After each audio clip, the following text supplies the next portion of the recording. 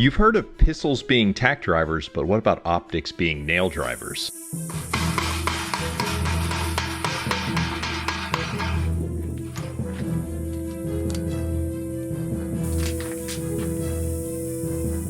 And what about shoulder height drop tests?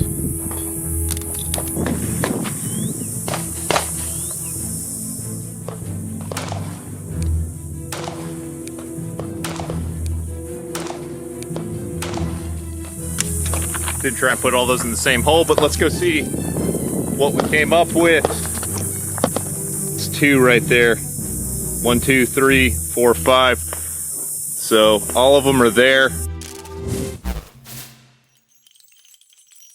So this is the Romeo X from SIG Sauer Optics, but this is 2 for little skinny guns. Some people want it to be like this, or like this, or more like this. Wait, no, that's not right. I mean, like this. But what it actually like is more like this. And some of you are going to be bummed because you subscribe to the idea that it has to be enclosed, but it's really kind of more like an RMR. But what it actually shares its DNA with is this, the Romeo M17. This is the one that SIG says is the toughest optic on the planet, and that means the shroud can take a beating, the glass is protected, but that's just getting started. Now, full disclosure, SIG sent this dot to me because I'm the second worst influencer you've never heard of.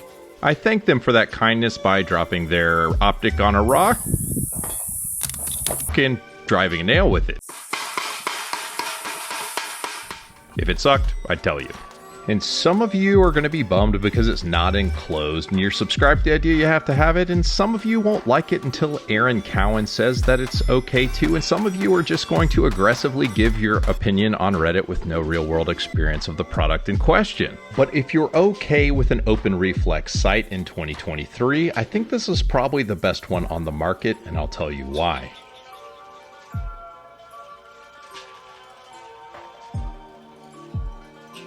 The Romeo X has the lowest deck height of any of the optics that I measured. The RMR is about 3.4 inches, the Delta Point Pro is a solid ½ an inch, the Romeo 1 Pro is about 3.6 inches, the Romeo 2 similarly about 3.6 inches, the 507 is about 0.34 inches, the EPS is only a solid ¼ inch, which is even smaller with the shield sights.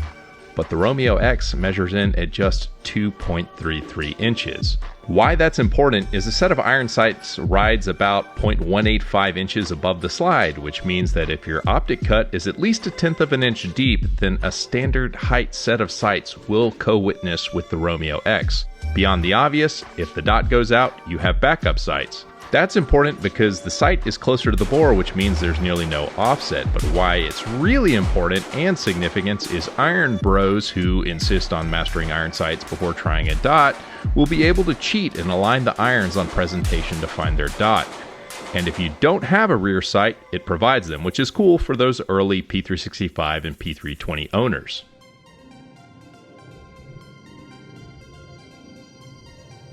All the while, the battery is still accessed from the side, and it's a CR1632, but still gets 20,000 hours of battery life, which is about 2 years of use. It's got motion activation and magnetech, which means it turns off when it's in contact with a magnet, but nobody's really making holsters for those yet, but they might someday. The glass and dots on SIG optics are some of the most beautiful in the market. This next bit I warn you about because I'm going to ruin you. Remember when you were young and wore gas station sunglasses and they were fine? Then you got nice sunglasses and they became an artistic choice to wear bad sunglasses? Well, this is kind of like that. This is how beautifully clear the world is through the SIG Sauer aspherical lens. Yeah, it's kind of got a toothpaste hue to it, and that's from the notch filter, so called because it transmits light of all colors except for the notch in the red zone that it reflects. There's no distortion, it's quite lovely. This is a Trijicon RMR. It has a bad magnification or fisheye effect. While it shares the Arctic Mint view on life, it's got a Mangan lens, which means everything gets fisheyed. This isn't a problem until you try precision shooting on faraway stuff, and then the distortion becomes noticeable. The 507C shares this distortion.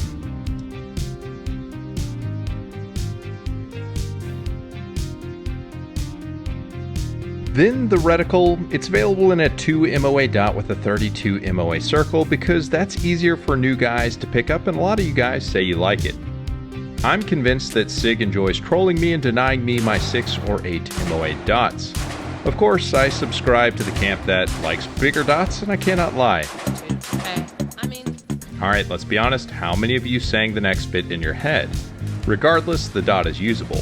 The neat feature of the 32 MOA circle is that it's dimmer than the inner dot, so it doesn't draw your attention to the outer edges. You focus on the dot, which makes shot calling on target a little bit easier, which is nicer than some of the other circle dot reticles.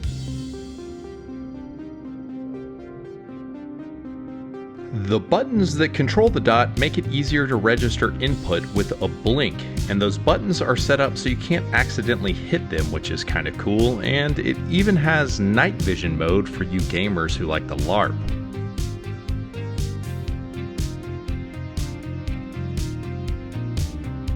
Before we get on to the negatives, the final reason I like this optic is because it's made by robots in Oregon. SIG has robots making the Romeo Zero, and they figured out how to do a more complex, higher speed offering in their new plant that they just opened. So you kind of pay for that in the price. It's $409 for the compact and $449 for the pro size. So roughly RMR money, but I'd rather have one of these than an RMR easily. I would rather have American robots make my stuff than exploited workers from non-friendly nations, and because SIG is having to clean up their supply chains to chase those military contracts, fewer of those parts are making it into the products from the non-ally nations. But it's not all rainbows and puppy dogs. The window is small, about the size of a typical RMSC footprint optic, but because it's so close to the irons, it's pretty easy to keep track of where the dot is and steer it back onto the screen when you lose it.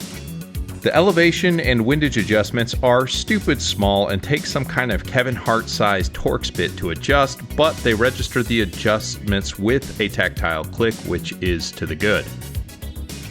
So despite, being a good size and having a very dainty adjustment screws, it's small and tough. It's not an enclosed emitter optic, but I'm okay with that. It will probably be my go-to for future guns that I care about. So tell me your favorite dad joke in the comments, or simply subscribe and like the video. Either way, I'll catch you on the next one.